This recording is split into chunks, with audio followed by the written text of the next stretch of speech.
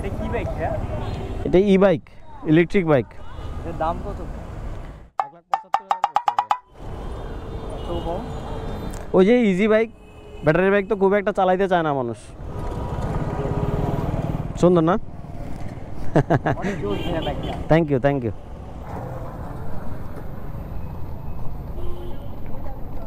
আগে একটু তেল নিয়ে আনি না, তেলটা নেওয়া খুব ইম্পর্টেন্ট হয়ে গেছে। মামা কারেন্টের হুন্ডায় তেল দেওয়া যাইব? কারেন্টের হুন্ডায় তেল দেওয়া যাইব? দেখো তো টাকা। কারেন্টের হুন্ডায় মানে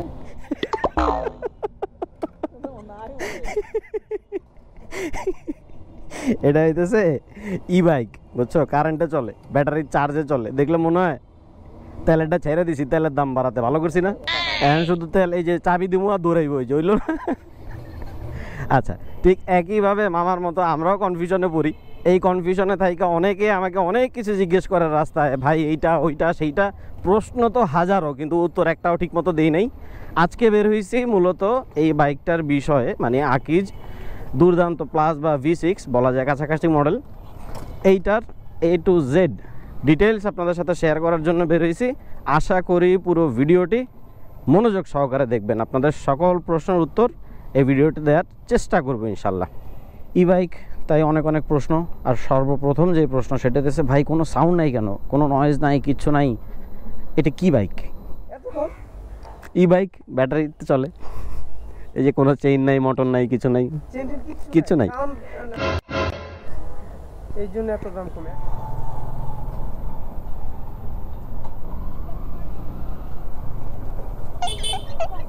একটু কথা বলার ছিল। হ্যাঁ হ্যাঁ শিওর ভাই, যদি একটু সময় থাকে ভাই। আচ্ছা ভাইয়া। ভাই বাইকের তো কোনো আওয়াজ টাওয়াজ নাই। ই বাইক নাকি এটা? ই বাইক, এটার জন্যই তো বলি ভাই, কোনো আওয়াজ টাওয়াজ নাই। আর এদিকে ঢুকলে অনেকে জিজ্ঞেস করতে থাকে, নয়েজ নাই, কোনো কিছু নাই। খেয়াল করলাম আপনি যখন আমার পাশ দিয়ে গেলেন ভালো একটা গতিতে গেলেন, কিন্তু কোনো আওয়াজ নাই। এটাই মজা ভাই, এটাই মজা। এইটা ই বাইক, আর ই বাইকের তো নেচারই এইটা, কোনো নয়েজ আসবে না। আর এখন সেকেন্ড প্রশ্ন যেটা হয় যে ই বাইক তাহলে ভাই চার্জে কীরকম সময় লাগে? আসলে এটা ডিপেন্ড করে ব্যাটারির উপরে। যেমন আমি যেই মডেলটা নিছি সেই মডেলটা হচ্ছে 50 mAh-এর। তো কোম্পানি তিনটা ভেরিয়েশন বের করে। ভেরিয়েশনের মধ্যে প্রথম যেটা, সেটা হচ্ছে 1,52,500 রেগুলার প্রাইস। সেটা 24 mAh-এর ব্যাটারি থাকে ভেতরে, 6টা ব্যাটারি কিন্তু 24 mAh, যার কারণে সেটার মাইলেজ চলে আসবে 60। আর এইটা আমি যেটা এখন ইউজ করতেছি সেটা হইতেছে 50 mAh-এর ব্যাটারি সিস্টেম লাগানো, সেই একই 6টা ব্যাটারি কিন্তু 50 mAh, যার কারণে আমার মাইলেজ চলে আসে 100+। এরপর একটা আছে, সেটা 130 mAh-এর ব্যাটারি, 6টা ব্যাটারি কিন্তু 130 mAh-এর ব্যাটারি, সেটার মাইলেজ চলে আসবে প্রায় 250, মানে এক চার্জে 250 কিলোমিটার অনায়াসে আপনি ইউজ করতে পারবেন। তাহলে আমারটা হচ্ছে 50 mAh-এর। যদি আমি 0 থেকে 100 চিন্তা করি, যে আমার চার্জ একদম 0, আমি 100 পর্যন্ত করতে আমার 10 থেকে মিনিমাম 11 ঘন্টা লাগবেই। এতক্ষণ তো চার্জে দেওয়া যাবে না। হ্যাঁ, এইটার অনেক টাইম লাগে। একদম সবচেয়ে যদি দুর্বল জায়গা বলি তাহলে এইটাই, চার্জিং ইস্যু, অনেক সময় লাগে। যেহেতু এইটা হচ্ছে জেল ব্যাটারি ভেতরে, তার কারণে সময় লাগে। এইটা যদি আবার লিথিয়াম ফসফেট বা ওই ধরনের কোনো ব্যাটারি হইতো, এত সময় লাগতো না, তো লেন্দি হইতো না বিষয়টা। ভাই প্রাইস কীরকম? প্রাইস হচ্ছে, আমি যেটা চালাইতেছি, যেটার কথা এতক্ষণ ধরে বলতেছিলাম, এটা না 1,75,000 টাকা পড়ছে ভাই।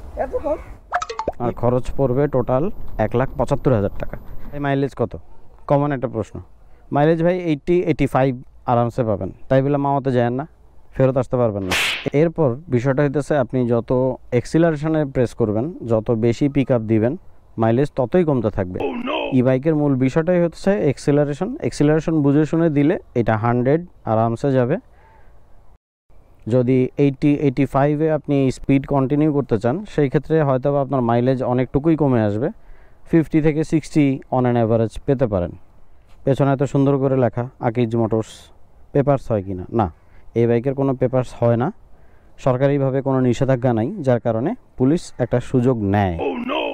তো আলটিমেটলি আপনাকে চিন্তা করে নিতে হবে, আমি এই বাইক কিনলে পেপার ছাড়াই আমাকে চালাইতে হবে, সো কোনো অপশন নাই। এখন বিল্ড কোয়ালিটির কথা যদি বলি, অ্যাগ্রেসিভ লুক বা শেপটা অনেক সুন্দর, ঠিক আছে, কিন্তু আমাকে চিন্তা করতে হবে ফার্স্ট ওর বডির পোর্শনের কোনো কথা বলতে হয়, তাহলে আমি বলবো ট্যাঙ্কিটাই হচ্ছে শুধুমাত্র লোহার, একদম পিওর লোহা। ট্যাঙ্কির বিষয়ে আমি কথা না বলি, কিন্তু বাকি যেই প্লাস্টিকগুলো আছে এটা কিন্তু খুব বেশি আহামরি শক্তপোক্ত বলা যাবে না। আমি যদি ওর প্রাইস চিন্তা করি 175K, সেই তুলনায় কিন্তু প্লাস্টিকগুলো খুবই লো গ্রেডেড প্লাস্টিক। এটার প্লাস্টিক হইতেছে 5 নাম্বার আর লোহার গ্রেড হইতেছে 6 নাম্বার। যতটুকু শক্তপোক্ত আছে টেস্ট করার জন্য আবার ট্রাকের পেছনে ধাক্কা দিয়েন না। বড় জোর যেটা করতে পারেন অটো রিক্সার পেছনে ধাক্কা দিতে পারেন, এইটা আপনি হাইয়েস্ট পারবেন। ফান করলাম। তো এই বিষয়টা আসলে তাদের আর একটু প্রায়োরিটি দেওয়া উচিত ছিল আমার মতে। প্লাস্টিকগুলোতে যদি একটু চেঞ্জ আনা যাইতো আমার মনে হয় বেশ ভালো একটা সাপোর্ট তারা কাস্টমারকে দিতে পারতো। আর বাকি যে অংশগুলো আছে, যে ফাইবার পোর্শন টাইপের দেখা যায়, এগুলো অনেকটা রেগুলার আমরা যেই ফুয়েল বাইক ইউজ করি অনেকটা তেমনই বলা যায়, খুব বেশি খারাপ না। ই বাইকে ভাই পুলিশ ধরে না, পুলিশের কাজই হইতেছে বাইক ধরা। ও রেডি থাকে ক্রস ফায়ার দেওয়ার জন্য, আপনারে পাবে আর ক্রস ফায়ার দিয়ে দিবে। এইগুলা দেখলে তো মাঝে মধ্যে গুলিও করে বসতে পারে। ড্রাইভিং লাইসেন্স কি লাগে তাহলে চালানোর জন্য? ড্রাইভিং লাইসেন্স থাকলে পুলিশের সাথে 2 লাইন বেশি কথা বলা যায় ভাই, কিন্তু ঝামেলা হবেই। পুলিশ যদি এই বাইক ধরতে পারে, সে যদি বুঝে, আপনি যদি তার সামনে দাঁড়ায় থাকেন, সে জিজ্ঞেস করলে এটা নিয়ে ঝামেলা করবেই। কিন্তু ড্রাইভিং লাইসেন্স থাকলে 2 লাইন একটু বেশি বলা যায় আর কি, একটা সাপোর্ট পাওয়া যায়। এরপরে ছোটোখাটো কিছু প্রশ্ন থাকে, যেমন আমি যদি বলি সুইচগুলোর কোয়ালিটি। এখানে যে সুইচগুলো আছে, সুইচগুলোর কোয়ালিটি ওভারঅল অনেক ভালো, কিন্তু ভেতরের অবস্থা কেমন আমি জানি না, যেহেতু আমার চেক করা হয় নাই, আমি কনফিডেন্টলি সেটা বলতে পারবো না।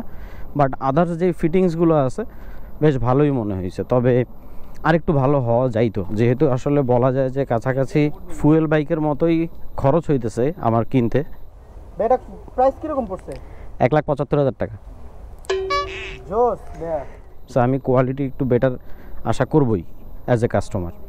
অনেকেই জিজ্ঞেস করছেন আমাকে যে আসলে ভাই কতটুকু ওয়াটারপ্রুফ। আসলে এই ধরনের বাইকগুলো কিন্তু অতটা ওয়াটারপ্রুফ না, মানে বৃষ্টির পানিতে আপনি লং টাইম রেখে দিতে পারবেন না, এটা আপনার জন্য অনেক ক্ষতির একটা কারণ হবে।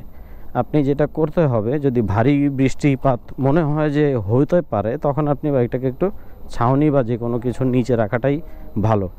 পানি যত লাগবে ইলেকট্রিক বাইকের ততই সমস্যা হওয়ার সম্ভাবনা থাকে। আমি যদিও এখনও ফেস করিনি, মাঝে মধ্যে দেখা গেছে একটু যখন ওয়াশ করি বা বৃষ্টির পানিতে ভিজে, তখন কিছু কিছু সিগন্যাল অটোমেটিক্যালি জ্বলে, দেখা গেছে আবার পানিটা শুকিয়ে গেলে ও অটোমেটিক্যালি চলে যায়। সো আলটিমেটলি মূল বিষয় হচ্ছে ওকে পানিতে বেশি নেওয়া যাবে না। এরপরে হেডলাইটের কথা যদি বলি, আলো অনেক বেশি। চলেন একটু রাতে দেখি কি অবস্থা, যে রাতে ভিজিবিলিটি কেমন পাই আমরা, মানে এইটার আলোটা পর্যাপ্ত কিনা বা রাতে মূলত কেমন লাগে। তো আমরা অন্ধকারে আসছি, একটু আলোটা দেখেন কত সুন্দর পড়তেছে। এটা হচ্ছে লো বিম যেটা আর কি। তারপর বিষয়টা হচ্ছে আমার পিলিয়ন আছে, তারপরে কত সুন্দর একটা ভি শেপের একটা আলো পড়তেছে। এইটা হচ্ছে হাই বিম, দেখেন, মানে এটা আসলে মোর দ্যান এনাফ। আমার মনে হয় না আসলে এর চেয়ে বেশি দরকার আছে, যেহেতু এটা হাইওয়ের বাইক না। যথেষ্ট আলো, যথেষ্ট আলো। আর পিলিয়নের কমফোর্টের কথা যদি বলতে হয়, পিলিয়ন বসে কমফোর্ট ফিল করে, কিন্তু অতটা না, যেহেতু ক্যারিয়ার নাই বা হাতে ধরার মতো তেমন কোনো অপশন নাই, তার কারণে হয়তো একটু আনইজি ফিল হয়, বাট বসে বেশ আরামদায়ক। তো এরকম চলতি পথে অনেক অনেক প্রশ্নের সম্মুখীন হই, আসলে সবসময় উত্তর দিতে পারি না। আর ইন্ডিভিজুয়ালি অনেকেই অনেক প্রশ্ন জিজ্ঞেস করেন, তো আমি ভাবলাম একটা ওভারঅল আমি ভিডিও বানাই, যেটা সবার জন্য হেল্পফুল হবে। যেহেতু আমি কিনছি, আমি ইউজ করছি, নতুন অবস্থায় একটা ফিল পাওয়া যায়। তবে যেই জিনিসগুলো আসলে ভালো মন্দের জায়গা, সেটাও আপনাদের সাথে শেয়ার করব খুব শীঘ্রই। আপাতত আমি বাইকের ফিচারগুলো এটাতে থাকবে সেটাই আপনাদের সাথে শেয়ার করলাম, আশা করছি কাজে লাগবে। ভবিষ্যতে যদি কখনো সুযোগ পাই আপনাদের সাথে অবশ্যই শেয়ার করব এইটার পজিটিভ এবং নেগেটিভ সাইডগুলো। যদি ভিডিওগুলো ভালো লাগে অবশ্যই চ্যানেলটি সাবস্ক্রাইব করে পাশে থাকবেন এবং বেল আইকনটি ক্লিক করে দিবেন। আমাদের জন্য দোয়া রাখবেন। আপনারাও সুস্থ থাকবেন। আসসালামু আলাইকুম।